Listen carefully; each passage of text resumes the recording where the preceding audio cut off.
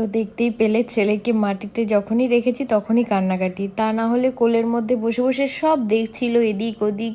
শুধু ওর আমার কোলে যখন ছিল, আমি যখন পুজো দিচ্ছিলাম সেই ভিডিওটাও আমি তোমাদের সাথে পুরো শেয়ার করব শর্ট ভিডিওতেই, সেটা হয়তো পরের ভিডিওতে পাবে শর্ট ভিডিওতে।